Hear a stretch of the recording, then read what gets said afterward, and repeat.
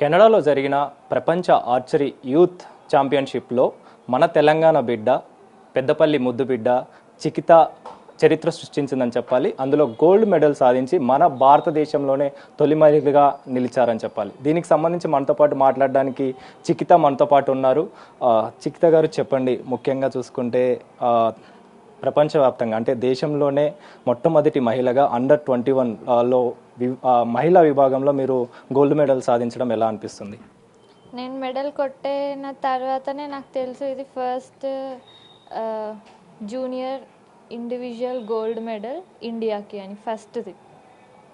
దానికి ముందు నాకు తెలియదు.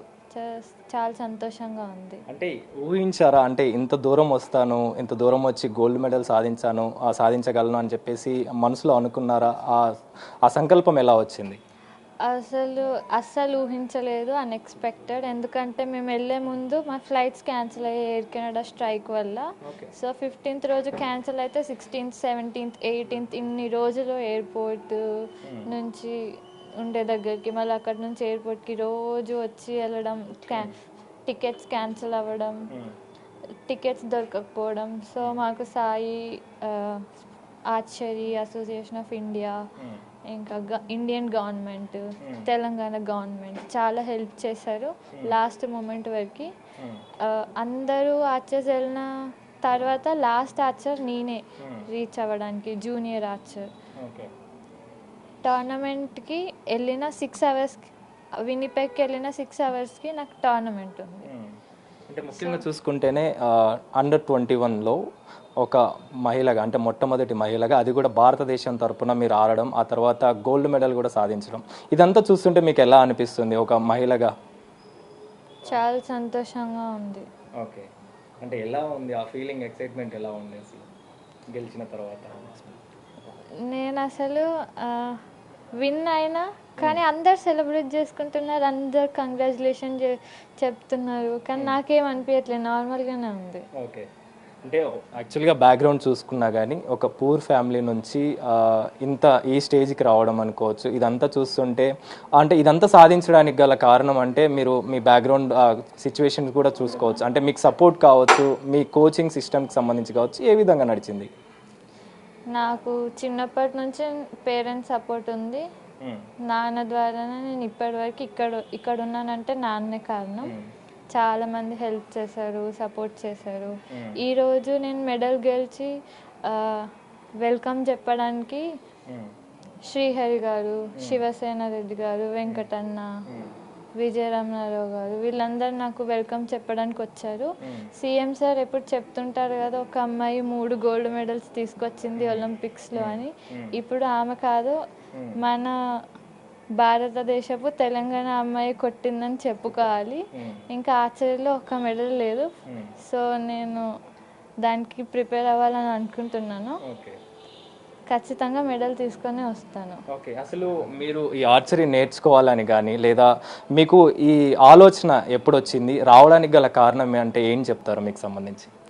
నాన్న ఆలోచన. 2nd క్లాస్ నుంచి ఆర్చరీ చేద్దాము అని అనుకుంటే అది 8th క్లాస్ నుంచి స్టార్ట్ అయిపోయింది.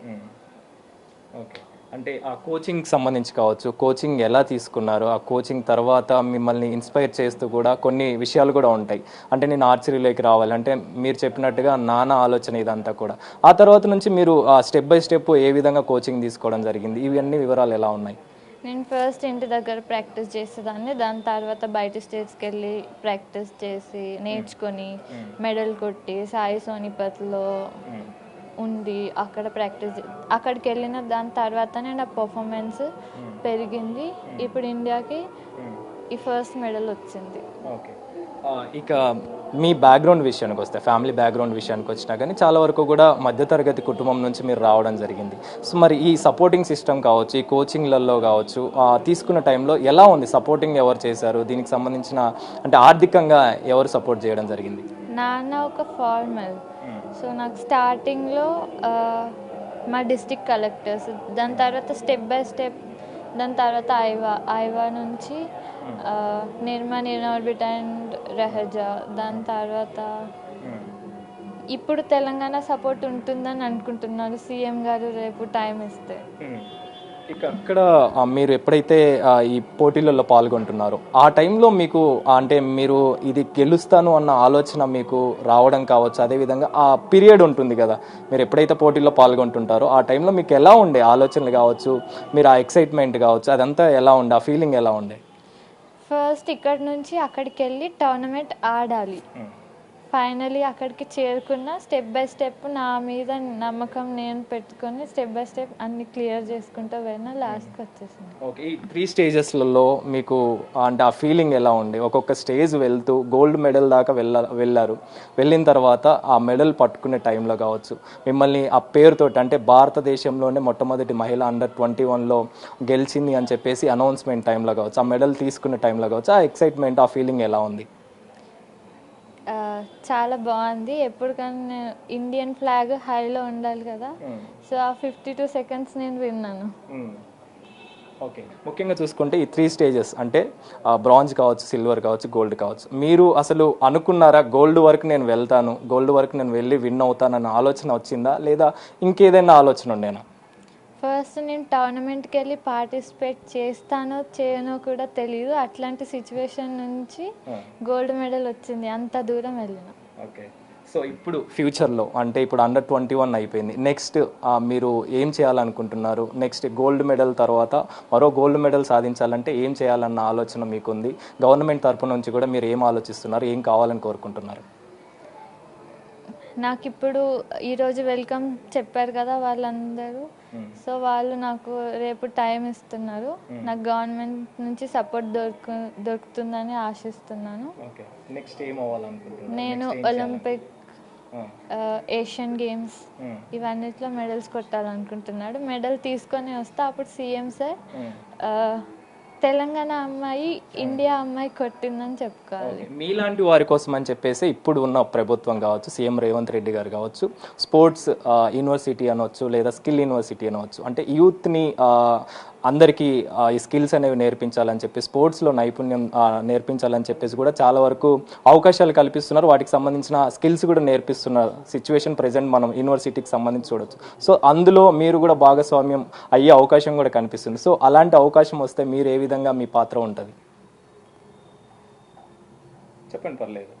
ఇప్పుడు స్కిల్ యూనివర్సిటీ కావచ్చు, స్పోర్ట్స్ యూనివర్సిటీ కావచ్చు, డెవలప్ చేస్తున్నారు. సో చాలా మందికి ఇది యూజ్ అవుద్ది, చాలా మంది వస్తారు, ఆడతారు. నా అట్లాంటి వాళ్ళు ఇంకా ముందుకు వెళ్ళడానికి ఇంకా చాలా ఆపర్చునిటీస్ దొరుకుతాయి, చాలా మెడల్స్ తీసుకొస్తారు ఇండియాకి.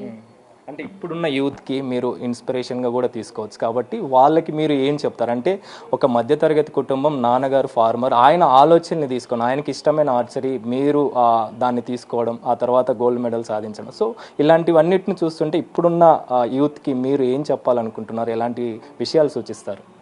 హానెస్ట్గా మీ హార్డ్ వర్క్ మీరు చేస్తే ఏదైనా సాధించగలరు. ఓకే, చివరిగా నాన్న విషయానికి వస్తే, నాన్న సపోర్ట్ కావచ్చు, నాన్న యాజ్ ఏ ఫార్మర్గా ఆయన ఆలోచనలు తీసుకొని ఆర్చరీ అవ్వాలని చెప్పేసి మీరు అడుగులు వేశారు, గోల్డ్ మెడల్ దాకా వచ్చారు. సో మీరు నాన్నకి ఏ విధంగా ఆ కృతజ్ఞతలు అనొచ్చా, లేదా ఇంకా ఏదైనా అనొచ్చు, సో దానికి సంబంధించి మీరేం మాట్లాడతారు? అది మీరు నాన్ననే అడగండి. ఓకే, ఎలా అనిపిస్తుంది అంటే నాన్న ఇంతగానో సపోర్ట్ చేసినందుకు ఫస్ట్ ఏం చెప్పాలో తెలియదు.